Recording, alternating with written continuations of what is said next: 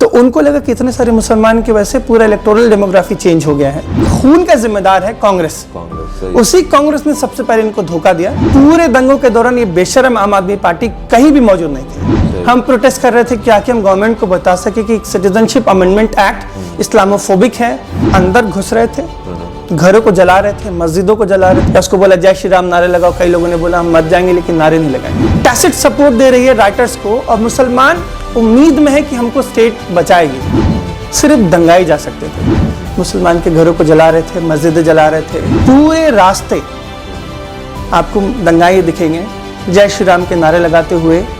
Road के दोनों तरफ सिर्फ गाड़ियां जली हुई थी, मोस्टली मुस्लिम्स की गाड़ियां। हम गए तो 60-70 लोग खड़े हैं वहाँ, ढूंढ रहे हैं इनको। हम उस वक्त पहुंचे तो हम उसको लेके जैसे लौटे तो एक लेडी थी, वो चिल्लाने लगी कि यहाँ छुपे हैं मुल्ले, इनको मारो। जिस दोस्त के साथ मैं बचपन से पढ़ा हूँ, जो हमारे घर ईद में आता था, जिसके घर हम दिवाली पे जाते थे, वो मेरे कंप्यूटर लेके गया।